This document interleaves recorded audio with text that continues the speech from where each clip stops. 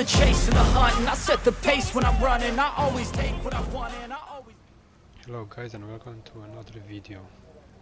In this video I will show you how you can actually monitor your gaming performance through MSI Afterburner.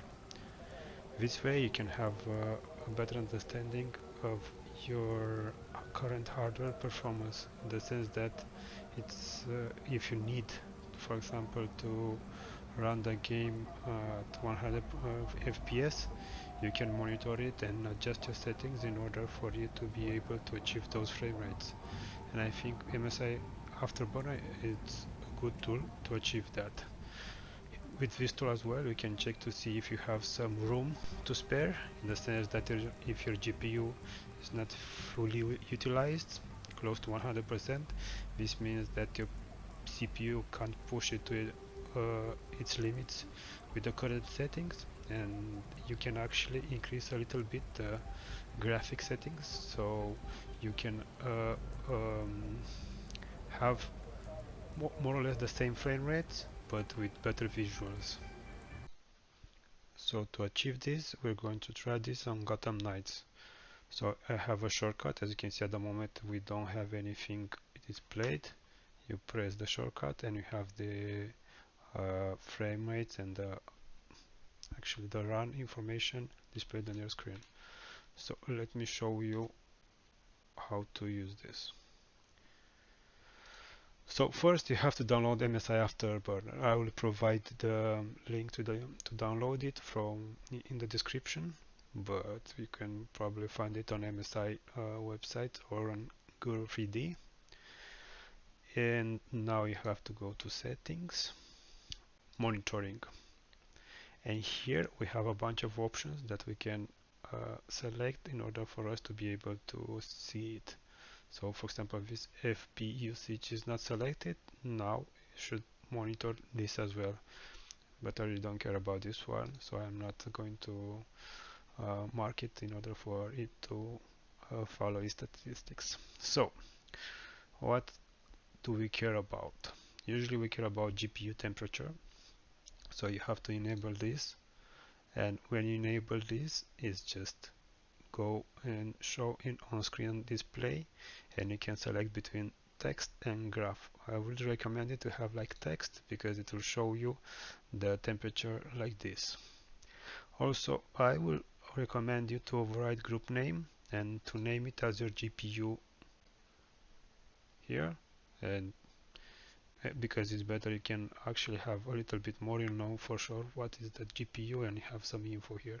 But if this is just for your, I don't know, doesn't really matter, but it's a lot easier to monitor like that. Also quite important is GPU usage, to have it selected here.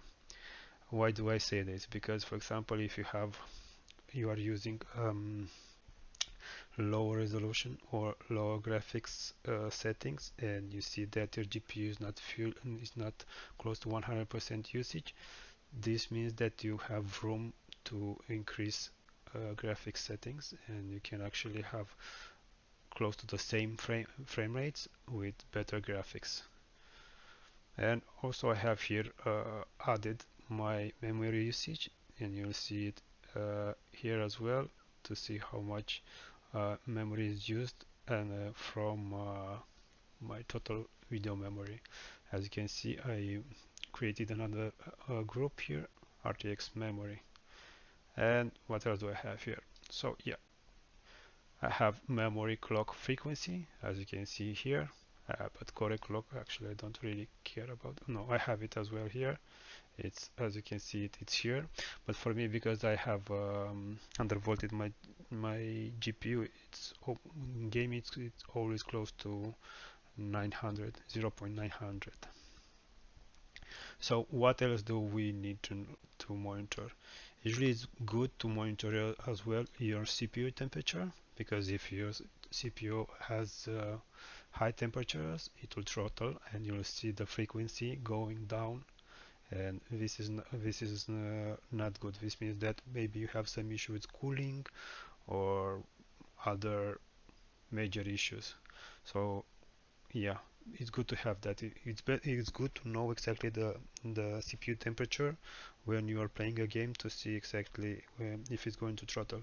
Uh, Latest generation CPUs like AMD 7000 series and Intel's 12 and 13 generation can reach high temperatures, but I found out that during gaming, as far as I saw from the web, on the internet and YouTube as well, during gaming temperatures are not that high.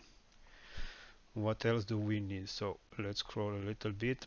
I will not recommend to have everything here like CPU usage. I'm going to show you what will happen if we have this displayed.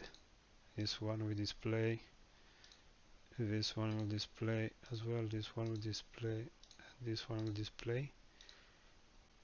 You'll have a lot of info regarding some CPUs that I really don't think is necessary, in the sense that probably it's best just to have only the CPU as a whole, in the sense that you have the utilization for the whole CPU, meaning for 8 cores it's going to be like an average there.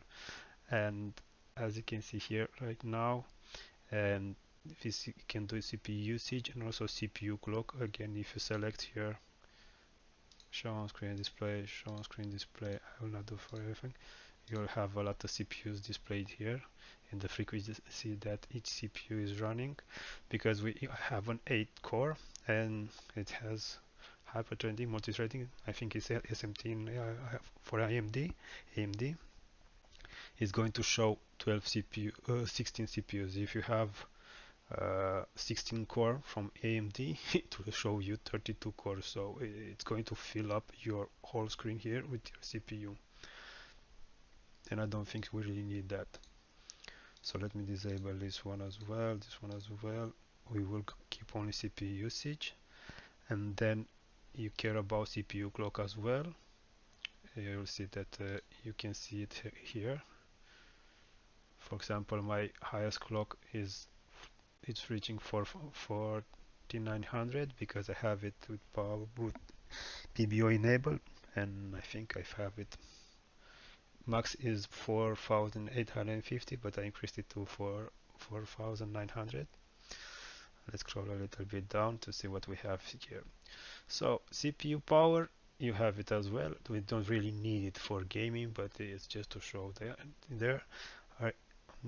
Memory usage here, I have it here. Again, for RAM, I created. It actually has its own group name here, and CPU as well. I have for CPU, so I left it like that. I didn't bundle it with my AMD there, the group that I created. What is important, and probably the most important thing, why do you want to enable this one, is just to check to see the frame rates. So these are the frame rates that are displayed during gameplay, and you can enable them or disable them. So now I have them enabled, now have them disabled. You just click on show on screen and you have these options, text or graph, or text and graph. As you can see, I'm not sure. For me, I think I'm going to keep it like this, only the text here,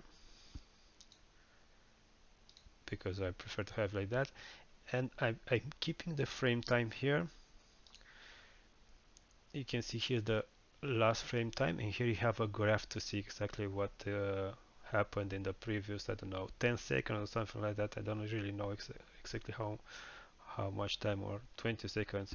Why do I keep it like this? Because, for example, if something happens, I can see here a spike, and I can see that maybe in one area the GPU has, like here, for example, if I'm going to enter the game, you'll see that it's actually a big difference between what we have in menu and what we have when we are actually gaming, because it's actually the displays the latency, so to say, for when actually playing. So it's quite good to have that as well. As you can see, when we play, it actually shows a little bit different, and you can see some changes here in the frame time there. So what I recommend is for you guys, if you want to try to monitor your performance, your CPU performance and GPU performance, have this enabled. Make sure that you have everything set. I actually have it mine to start on Windows. When Windows is starting, you just click here, for example, and it's going to be enabled at startup, and it's just make sure to have everything monitored here. I would advise to put the polling period every 1000 milliseconds. This means that every second everything is updated, so the information that you see here, it's updated every second. I haven't tried it in less, but usually if you have like put um, a lot more a lower interval, it will actually increase your CPU usage, and you may have some bottlenecks here because of that. But I think every second the information is quite accurate and quite good.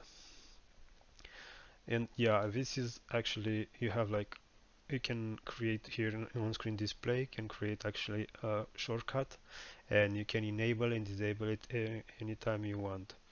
So for example, now I have it enabled. I click on my where is it? I have to, it doesn't work if you have this one enable, so you just click the shortcut and that's it, and enable it, disable it. Why do I recommend to have it? Just check to see your PC performance, and if you can actually increase a little bit the graphics fidelity in order to stay at the same frame rate. This is good to check to see if there is a bottleneck on any level. For example, if you buy a new modern GPU like the upcoming AMD 7900 series, or the 4080 or the 4090, and you have a slow CPU, you can see it by enabling the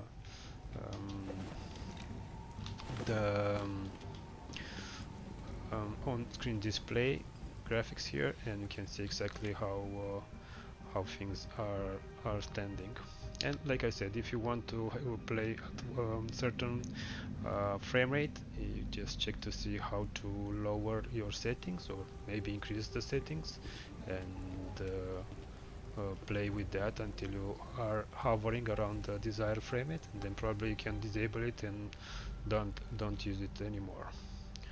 So this is what I wanted to showcase, guys. I mentioned in my previous video MSI Afterburner, but yeah, I didn't actually show how to show how you can actually check to see the statistics here, what is displayed on Here we go. on the screen and on display screen. So here is the plugin. It looks like this. When you use this plugin, for example, you can increase the on-screen display size, as you can see here, make it a little bit, if you want to have it like that. You can play with it and check to see what other options here do, because I must confess that I haven't played with those. But yeah, so thanks for watching, guys, and see you in the next one. If you like the video, please give a like, and if you think that this channel is helpful for you guys, please subscribe. So thank you and bye.